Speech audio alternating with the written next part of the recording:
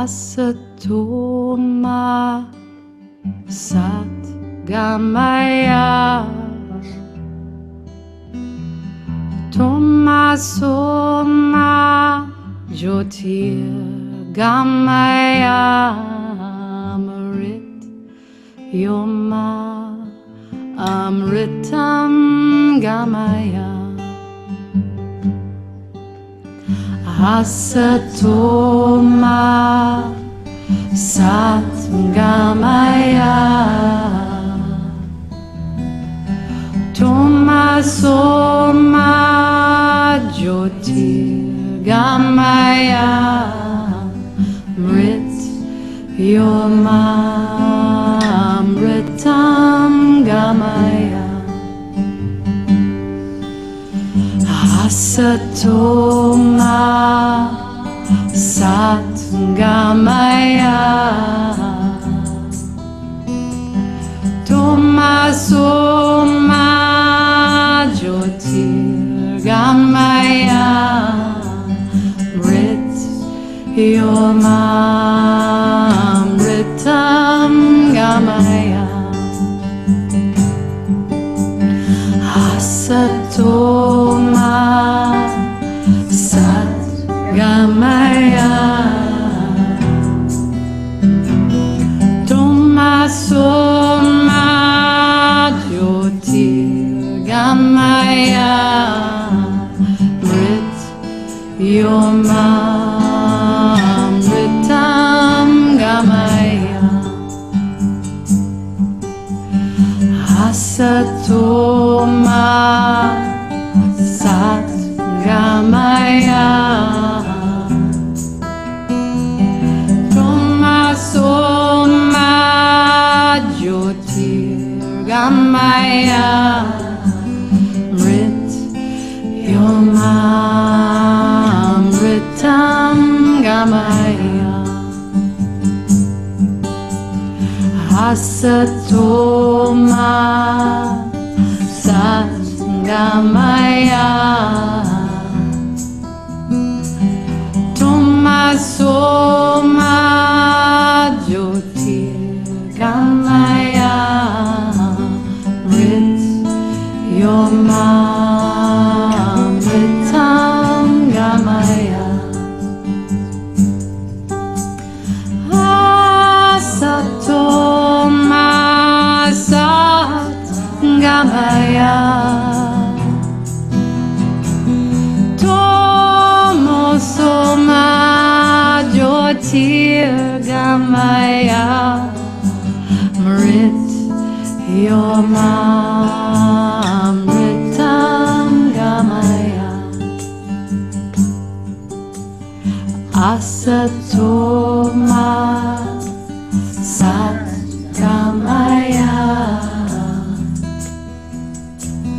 Tomaso Ma Jyotir Gamaya Mrit Yoma Amritam Gamaya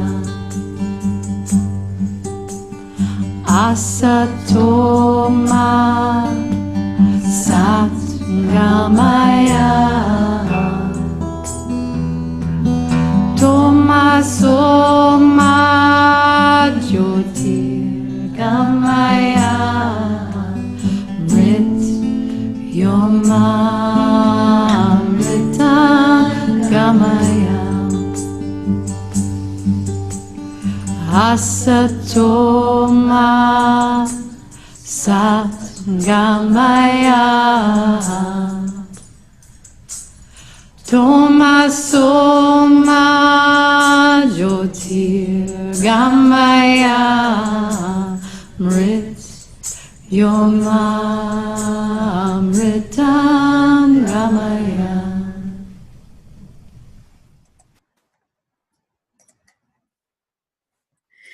Hello, hello. It is Tuesday here in Cincinnati. As I am recording this, who knows when it will be watched, but right now it is Tuesday at 5:55, which is always an indicator for me that I am sitting in front of my microphone and my video camera and transmitting a message. So we open the space with this beautiful chant that is sung by Alicia Mathewson, the Asato Ma Prayer. The chant means, lead me, guide me, from untruth into truth, from darkness into light, and from death to immortality. And so we open the space with that foundation underneath us so that all that is moving energetically through me and out into the video camera and out into the consciousness of our planet comes from that purity. And that knowing that no matter what, when we are moving towards light, we are moving towards truth, and we are moving towards immortality, everything else falls into place. So today, since we are solo, me, my video camera, and my beautiful Gene Keys book, we are going to do a reading from the Gene Keys. I am arriving really tired and filled up, beautifully filled up from a birthday weekend of being loved on and fussed over and taken care of and celebrated. And all of that filling up has my body really tired. So today what felt most in service was to share wisdom that comes from a beautiful man named Richard Rudd, a beautiful soul in a body of a man known as Richard Rudd. The Gene Keys is a guide that I refer to often. I can't remember if I've read this one before, but it doesn't really matter. If I have, you get to hear it again, and the transmission at this time will be different than it has been before. So I'm just going to drop in and read to you, and you can sit back, close your eyes, receive whatever beautiful words and vibration come through as you're listening. All right, this is the 51st Gene Key, and it is from initiative to initiation. It is the 51st shadow of agitation, the gift of initiative, and the Siddhi of awakening. So here we go. And if you don't know a lot about the Gene Keys, I encourage you to go to his website, genekeyteachings.com, and read about what this book is intended to create and how it works and what it means when I say shadow, gift, and Siddhi. You'll be able to look that up and do some research on your own. But for now, receive whatever you're ready to receive. The 51st shadow of agitation. It's called the portal of fears. The 51st Gene Key and its spectrum of frequencies contains some startling secrets regarding human behavior, as well as leading you towards the process or experience referred to as awakening. One of the most recognizable human traits to emerge through our genetics is our innate human competitiveness.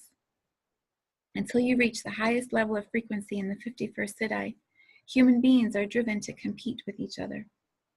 Depending on how you channel this energy, it can either lead to unity or it can lead to division. Together with its programming partner, the 57th shadow of unease, this 51st shadow of agitation creates enormous disturbance and insecurity within human beings. Until you can elevate your consciousness into and beyond the higher frequencies of the gift level, you will always feel the sense of agitation inside you at some level.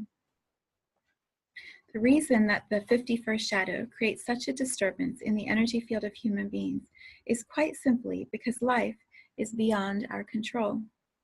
Unforeseen events will occur in your life from time to time, and these events can radically change your destiny. At the shadow frequency, the perceived randomness of life creates a deep insecurity in human beings because of this underlying fear that something bad could happen to you at any moment. This insecurity is compounded through direct evidence as we witness it happening to the people around us. For example, in London during the Blitz in the Second World War, bombs would drop at random throughout the night. Most streets in central London were hit at some time or other, and entire families were instantly killed, whilst neighboring properties often remained relatively unharmed. In life, the question of which house gets hit plagues all human beings. Because we see it happening to others, this generates the unconscious fear that it might happen to us next. Shocks are a part of all human life, but at the shadow level where fear reigns, the possibility and fear of shock continually unnerves us. The hallmark of all shadow frequencies is a profound lack of trust in life itself. And trusting in life is neither an intellectual or even an emotional issue. It is, in fact, purely physical. Trust is something that is either felt within the cells of your body or not. Without trust, human beings stay in a state of agitation. We tend to be jumpy, nervous, and stressed. We either shy away from life out of fear, or we rush at it out of rage or panic. Your frequency determines how you view shocks, as well as how you handle them physically and emotionally when they do come. At a higher frequency, shocks are like wormholes to a new and potentially higher dimension. Shock directly challenges the very bedrock of your reality and your attachment to that reality. In this sense, the true role of any shock is to chip away at your separateness from life and release you from the false security of the shadow consciousness. The 51st shadow devotes all its energy into trying to stave off the inevitable. It lives in denial of the ultimate shock, the fact of physical death. And in denying death, it actually throttles life. Only one who has fully embraced the certainty of death is truly alive. Without the perspective of death, life loses its true sense of value, which is precisely what desensitizes human beings. Given that the 51st gene key is also responsible for the human competitive spirit, we see humans fight only for themselves and their own benefit, without any sense of higher purpose. The competitiveness of the 51st shadow is about needing to be first, not in order to better yourself, but to feel superior to others. The human competitive spirit can be a very ugly thing at the shadow frequency because it can so easily brush aside others in its relentless push towards the top. It literally views all others as a means to rise higher. And in that sense, it uses other people for the sole purpose of its own advancement. In this sense, superiority is a feeble attempt to allay the inevitable. All those who have risen to the top of the hierarchy throughout history are eventually humbled by death. The 51st gene key as a genetic archetype is rather special. It is unique in that it represents a portal. Where this portal leads depends entirely upon the frequency you program into your genetics. There is a terrific amount of energy within the agitated state of the 51st shadow. Without a sense of inner purpose or direction, this can be dangerous. Agitation never leaves you alone, but continually prompts you to do something in order to get some kind of reaction. It will do anything to release its restless electrical energy. This can lead to all kinds of reckless and foolish acts, done simply for the sake of releasing the agitation. The 51st shadow can drive people to do things that others would never dream of. This leads to a strange phenomenon that can occur to people strongly influenced by the shadow. They can actually experience a state of fearlessness. However, this fearlessness is not a true fearlessness based on trust. It occurs when the state of agitation becomes so strong that it wants to extinguish itself, and in doing so, it drowns out the fear within the body. The 51st shadow impacts the collective through highly unusual and often dangerous individuals. Anyone strongly influenced by the 51st shadow is either in danger of falling into a deep state of depression or of becoming a liability in the world. Many of these people may have little or no respect for life, so they either lose all hope or they act out of their sense They act out their sense of futility in some extreme way. These people are the agents of shock in the world, deepening the mass consciousness fear that nowhere and nothing is safe. The fear that at any moment something terrible may happen is further compounded by the mass media through its constant coverage of just such events. It is remarkable to see how just a few individuals living out the extreme of the shadow can exert such a huge influence over the rest of the world. As we have said, the 51st shadow is a portal, and at the shadow frequency, this portal leads you to perceive the world only through the lens of your fear. Then he talks about two natures, repressive or reactive. The repressive nature, when it's in fear in the shadow, is cowardly. When refracted through an introverted nature, the 51st shadow manifests as a count of cowardice. These are people who steadily lose hope concerning life, and instead of lashing out like the reactive nature, slowly shut down and turn inward. These can be highly depressive people with little or no enthusiasm for anything in life. The cowardice here lies in the repression of a very powerful nature.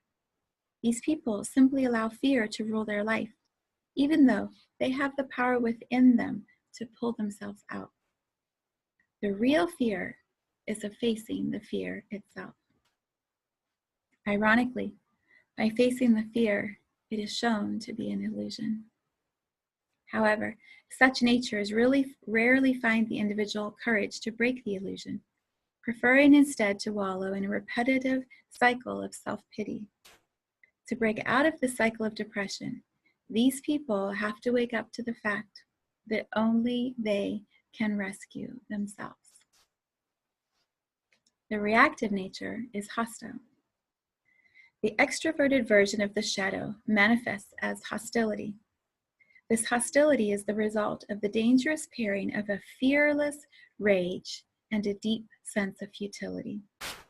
These natures bring outer shock into the world, obviously in varying degrees.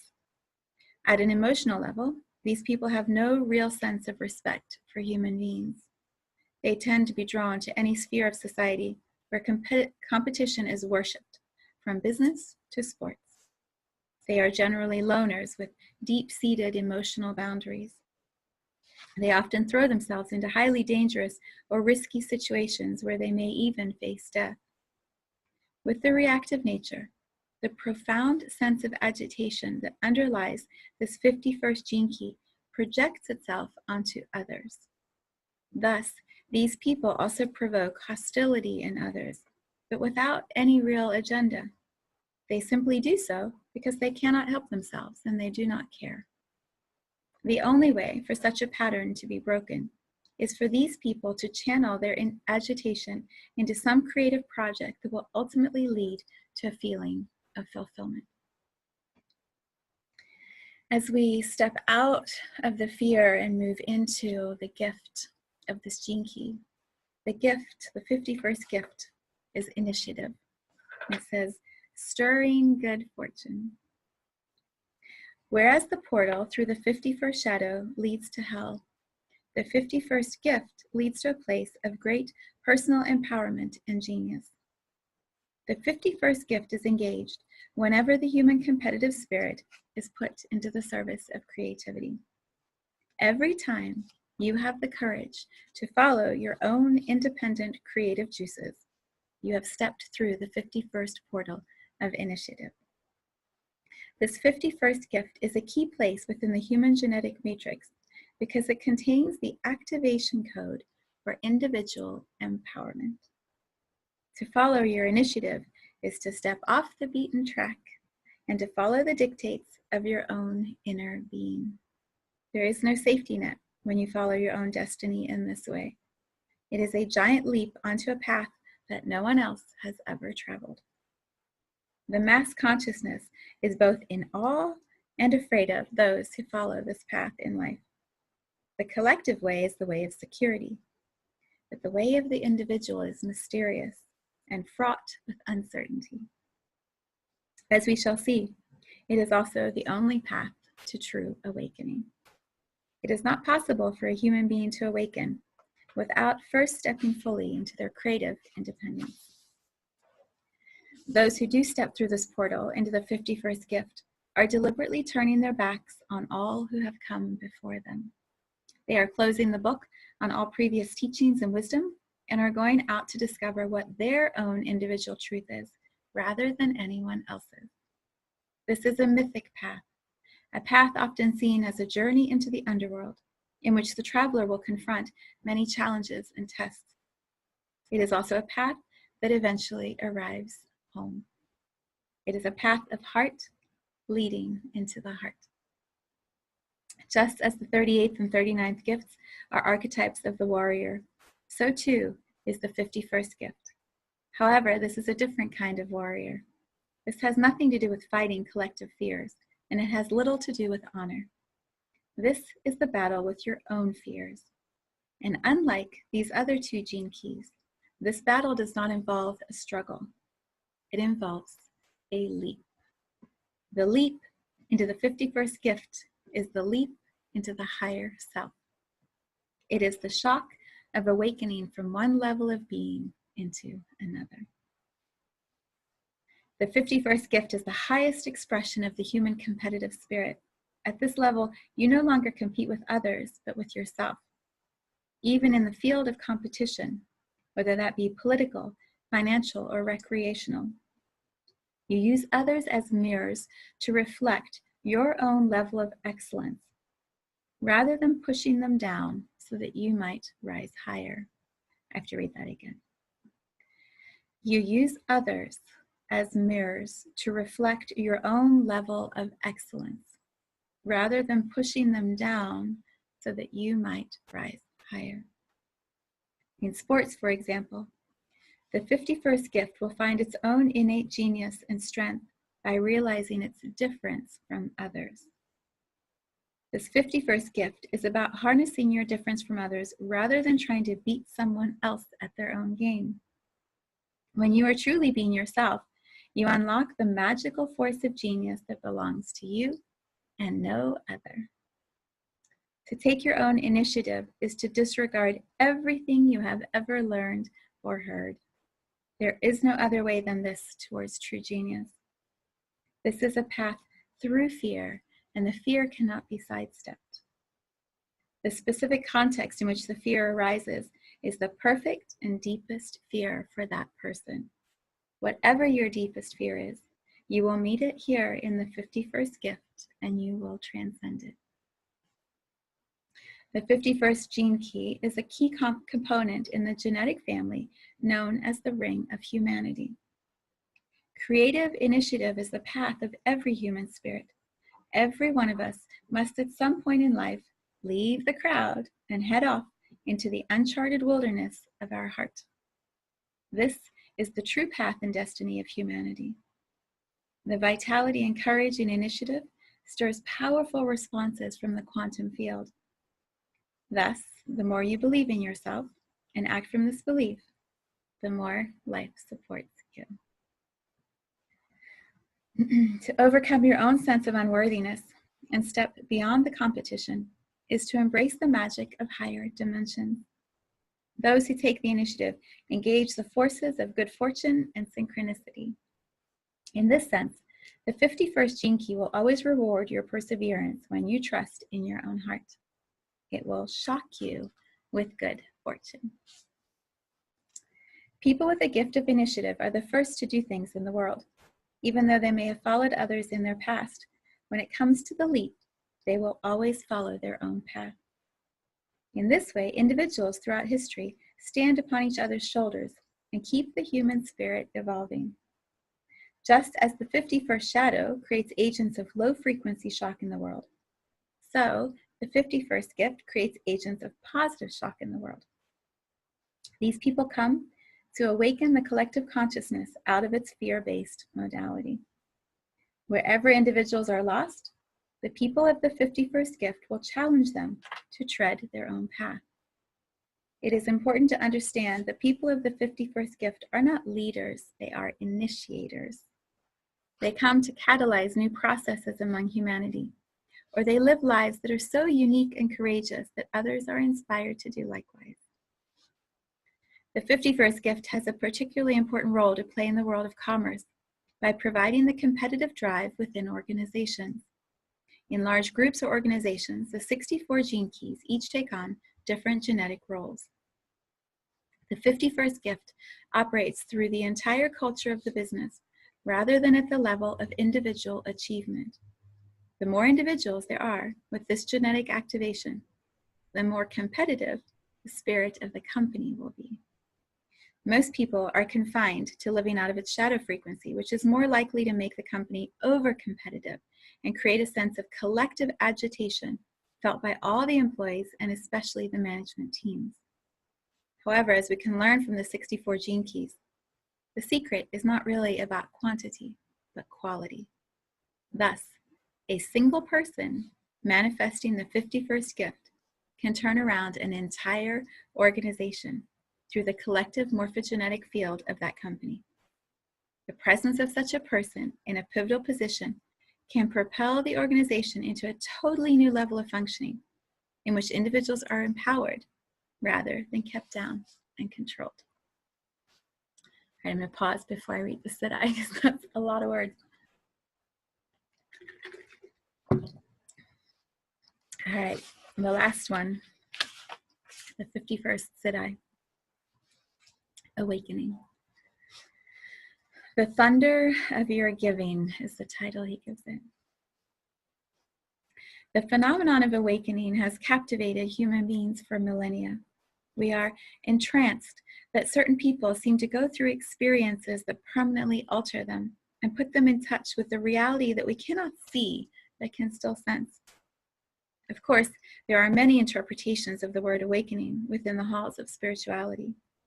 It may seem to many that there are grades and levels of awakening. Many of the new interpretations of awakening view consciousness as a ladder that can be ascended rung by rung. Even this work on the 64 gene keys presents the evolution of consciousness as a rising of energetic frequency through your genetics, resulting in changes in the operating system of your body and your awareness. There's also a huge body of provisos at the spiritual level, coming from the mouths of both the genuine teachers and the false prophets. To add yet another layer to the story, humanity is currently at one of the most potent crossroads within our genetic and spiritual evolution. At such times, the voices come thick and fast, the voices of doom and the voices of hope, each declaring their truth. The 51st Siddhi sweeps all these requirements and systems aside. It makes everything simple and clear. For the 51st Siddhi, there are only two states of consciousness, awake and asleep. Of course, from within the Siddhic state, this division into awake and asleep is simply a matter of rhetoric, but it also holds true on the material plane. Something occurs to a person before they enter a Siddhi state, something unpredictable and without cause, something momentous. No one can put into words what happens to someone as they enter a Siddhic state. There are things that must always remain a mystery, even to science. There may be sciences of awakening before awakening, but there are no sciences after awakening. Therein lies the paradox. The 51st Siddhi is beyond spiritual jargon and systems. It has a language of its own, and that language is simple and shocking. It says that until you are awake, you are asleep. There are no levels within awakening. To the 51st Siddhi, all ordering of consciousness is absurd. It is simply done by people who are asleep, grading the patterns of their asleep. What then is awakening? And how do you tell when someone is awake and when someone is not? These are the great questions of the sleeping world. If you were to ask someone who is awake those same questions, they would probably say it doesn't matter, and that until you are awake, you will never know why it doesn't matter. Such things only matter to those who are not awake. The fact is that awakening does make you different, not in terms of your deepest consciousness, but in terms of your physical, genetic vehicle and its functioning. By the same token, you could argue that awakening might one day be genetically manipulated by science. In theory, this might even be possible. However, as long as human beings are asleep, they will not bother throwing their valuable resources into such spiritual aspirations. The lower frequencies are based on self-interest, and awakening does nothing in that direction. Added to this, awakening is such a delicate evolutionary process. It is not the result of individual effort, but is a spontaneous evolutionary leap made possible by wider evolutionary forces operating throughout the entire universe. In short, awakening is a mystery that prevents its own nature from being solved or replicated. From within our deep sleep, we are desperate to understand this phenomenon of awakening. However, in the language of the 51st Siddhi, it is a mystery that will not yield to pressure. We may wonder if there are signs that show a person is close to awakening, and we have certainly tried to create paths towards awakening. There are no signs. Awakening has happened to nice people and to nasty people. Nor are there paths, despite what even awakened beings have said or laid down for us. To be awake is a grand dilemma. No matter what you say, it will be misinterpreted. So in the end, you simply say whatever you say and trust in the vibration underneath it. Awakening is also easy to fake. Anyone with a powerful aura can claim awakening or even believe that they are awake. Mystical experiences can also be mistaken for awakening. There are so many types of mystical encounters and visionary states that occur to human beings all the time. But awakening is something entirely different from all these. Many of the greatest mystical visionaries and even the great revelations or systems that come through them still do not touch the true field of awakening. True awakening simply sees through everything and has nothing whatsoever to do with behavior or experiencing. Neither does awakening come and go. When it comes, it stays forever. As you read each of the 64 siddhis described within this book, you begin to have a good notion of how diverse the behavior patterns of awakening really are. The 51st siddhi is the ground beneath every one of these siddhis, and no one can attain these states without true awakening. In words, awakening is the permanent dissolving of the separate self and occurs through a physical mutation within the body. No amount of meditation or spiritual practice can bring about this mutation, even though they may or may not precede awakening. It is not possible to influence this mutation because it has nothing to do with your experience or behavior. This is the grandest spiritual illusion of them all. Human beings do not readily take no for an answer. We like to feel that we can do something. However, this is the one area where you cannot do anything other than be yourself. Awakening occurs to someone who is so much themselves that it simply has no choice but to occur. The irony here is that you cannot work at being yourself. It is simply an innate gift. You can see how the shadow of agitation bleeds through the gene key at the highest level. Even when you are awake, you can still see the spiritual agitation that your presence causes others. The fact is that the Siddhic state is a leap out of all levels, and it is a leap into the void. Nothing can prepare you for that leap, and nothing definitive precedes the leap. Neither is this leap a leap that you take. It is more as though the leap takes you. The 51st Siddhi contains many other secrets. Among them are the secrets of initiation. The universe we inhabit is constantly initiating all forms. The world of form is constantly impacting into itself. Atoms collide with atoms, asteroids collide with planets, humans collide with each other in relationships. It is a game of penetration in which everything is trying to penetrate everything else, Every penetration is in a sense of shock and results in a mutation or transformation of some kind. Death itself is the transformation of one form back into its constituent forms.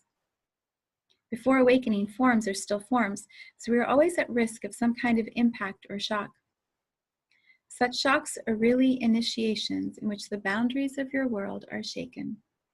After awakening, all forms are experienced as interpenetrating each other, so there are no longer any shocks or impacts. There is no localization of awareness in the body in order for a shock to take place. Initiation always demands an environment, and awakening brings an end to the very concept of environment. As we have seen, there's a great deal of confusion concerning the concept of awakening.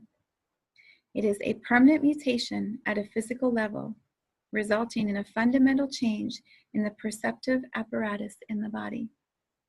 The ancient Chinese represented this 51st hexagram through the symbol of thunder, and it really does take us by surprise. Awakening is always a surprise. It comes once and only once, and after it has come, it stays forever. Once you are awake, you cannot go back to sleep. The thunder within this gene key is the thunder of life itself. It is the thunder of your giving. The awakened one becomes a vessel that knows only how to give of itself, there being no friction preventing life from flowing through. This giving is love, but it may or may not manifest as affectionate love. In truth, it is cosmic, universal love. There is one final thing to say about the 51st Siddhi that is of great import at this time in our evolution. Thus far, we have only considered the 51st Siddhi at an individual level, but it also operates at a far wider level. As an aspect of the ring of humanity, this gene key ensures that one day all of humanity will awaken. Indeed, in the times to come, this Siddhi will begin to awaken entire gene pools. There will come a time in which relationships will awaken, then families, then entire communities, until finally the thunder will be heard throughout the entire human genome. At this stage, humanity itself will awaken as an individual cosmic being and will see its own true nature. As with individual awakening, this is not a gradual phenomenon, even though it may appear so. It is a sudden, unexpected shock of awareness that is preceded by a mutative chain reaction through your cells and DNA. When humanity awakens, it will move beyond time. That single moment, when humanity opens its true eyes for the first time, will be the greatest single event in the history of awareness itself. The 51st gene key from Richard Rudd.